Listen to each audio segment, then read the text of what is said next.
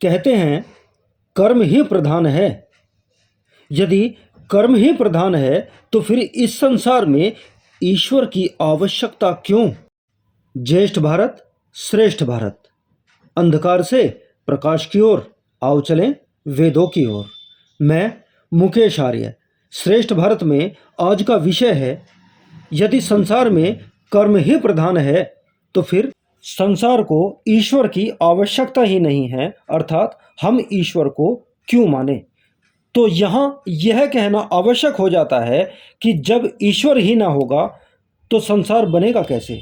यह पृथ्वी, जल, अग्नि, वायु, आकाश, सूर्य, चंद्र, तारे, समुद्र, नदियाँ, झीलें, झरने, स्रोत, सरोवर, पहाड़, वन, उपवन, लता, तरु, फूल, मेवे, दूध, मधु, अनेक प्रकार के दृश्य, अनेक प्रकार की ऋतुएं, मनुष्य, पशु, पक्षी, जलचर, थलचर, नभचर, अंडज, उभयज, जरायुज आदि अनेक प्रकार की योनियां तथा समस्त पदार्थों को बिना ईश्वर के और कौन बना सकता है। स्मरण रहे, संसार का कोई भी पदार्थ बिना बनाने वाले के नहीं बनता। यदि स्वयं ही बन जाता तो बिना रसोइयों के रोटी, बिना कुम्हार के घड़ा, बिना सुनार के जेवर, बिना हलवाई के मिठाई, बिना दर्जी के कपड़े और स्वयं ही बन गए होते। दूसरे कोई भी बनी हुई चीज सदा के लिए नहीं होती। प्रत्येक चीज में उत्पन्न होना, बढ़ना, बढ़कर रुक जाना, परिवर्तन होना, घटना और अंत में नष्ट हो जाना, यह 6 विकार मौजूद हैं। बड़े से बड़ा पहाड़, बड़े से बड़ा वृक्ष, बड़े से बड़ा पशु तथा संसार की बड़े से बड़ी और छोटी से छोटी प्रत्येक वस्तु उत्पन्न हुई है और अंत को नष्ट हो जाएगी। पृथ्वी आदि तत्व तथा उनके परमाणु जड़ हैं। वे बिना मिलाए न मिल सकते हैं न अलग हो सकते हैं। मिलना और बिछड़ना 2 विपरीत गुण हैं जो किसी भी जड़ अर्थात निर्जीव पदार्थ के एक जगह नहीं रह सकते। किसी भी जड़ पदार्थ के गुण तो हो सकते हैं परंतु 2 विपरीत गुण नहीं हो सकते। किसी भी पदार्थ का यदि मिलने का स्वभाव है तो वह मिलता ही चला जाएगा और अलग अलग होना स्वभाव है तो वह कभी मिलेगा नहीं। यदि यह कहो कि प्रकृति के तत्वों में कुछ का स्वभाव मिलना और कुछ का स्वभाव अलग होना है तो जिन तत्वों की प्रबलता होगी उन्हीं के अनुकूल काम होगा। अर्थात यदि मिलने वाले तत्वों की प्रबलता है तो वे जगत को बिगड़ने नहीं देंगे और यदि बिगड़ने वाले तत्वों की प्रबलता है तो वह जगत को कभी बनने नहीं देंगे।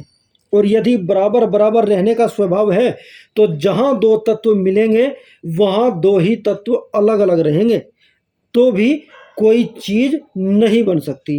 परंतु संसार में प्रत्येक चीज बनती, बिगड़ती और स्थिर रहती हुई देखी जाती है। प्रकृति के तत्वों में तुम चाहे कितने भी गुणों की कल्पना क्यों न कर लो, नियम पूर्वक उत्पत्ति, स्थिति और प्रलय की संभावना बिना ईश्वर के उनमें हो ही नहीं सकती। जड़ और चेतन में यही अंतर है कि प्रथम तो जड़ वस्तु काम ही नहीं कर सकती, दूसरे यदि चेतन के सहारे कुछ कार्य भी करेगी तो एक ही प्रकार का कार्य करती रहेगी। चेतन अर्थात ज्ञानवान सत्ता। ज्ञानवान सत्ता में यह शक्ति है कि वह किसी कार्य को करे या न करे या उल्टा करे, यह गुण चेतन सत्ता के स्वभाव में विद्यमान है। अब यहाँ पर एक सवाल उत्पन्न होता है कि जो किसी पदार्थ को बनाने वाला होता है वह प्रत्यक्ष दिखाई देता है। जेवर को बनाने वाला सुनार, मिठाई को बनाने वाला हलवाई, घड़े को बनाने वाला कुम्हार, घोंसले को बनाने वाला पक्षी, ये सब के सब दिखाई देते हैं। यदि ईश्वर दुनिया को बनाने वाला है तो वह भी दिखाई देना चाहिए, वह दिखाई क्यों नहीं देता। इस परिप्रेक्ष्य में यह बताना आवश्यक है कि बनाने वाला अर्थात कर्ता कभी दिखाई नहीं देता। हमारा यह मानना कि सुनार, हलवाई, कुम्हार आदि दिखाई देते हैं सर्वथा झूठ है। तुम कहोगे कैसे? अच्छा सुनो, कुम्हार, सुनार, हलवाई आदि जितने भी कर्ता हैं वे 2 चीज़ों के बने हुए हैं, एक भौतिक शरीर और दूसरा अमर जीवात्मा। शरीर जीवात्मा का क्या है? कार्य करने का एक साधन। शरीर जो है वो जीवात्मा का कार्य करने का एक साधन है। जब जीवात्मा इस शरीर रूप साधन को काम में लाता है तभी कुछ बन पाता है। यदि इस साधन को काम में न लाए तो चीज़ नहीं बन सकती। अब सोचो, सुनार, कुम्हार, हलवाई आदि का शरीर तो नजर आता है जो काम करने का एक यंत्र है और पृथ्वी, जल, अग्नि, वायु, आकाश आदि 5 तत्वों से बना हुआ है, लेकिन जीवात्मा जो शरीर से काम लेता है अर्थात करता है, वह नजर नहीं आता। जीवात्मा बिना शरीर के कोई चीज बना नहीं सकता, इसीलिए उसकी शक्तियाँ सीमित है। परमात्मा उसे शरीर देता है जो कि दिखाई देता है। परमात्मा असीम, अनंत और सर्वव्यापक है। यह बिना शरीर के ही अपने सारे कार्य करता है। दिखाई दोनों करता नहीं देते, न जीवात्मा रूपी अल्पज्ञ और न अल्प शक्तिमान करता, न परमात्मा रूपी सर्वशक्तिमान सर्वज्ञ करता।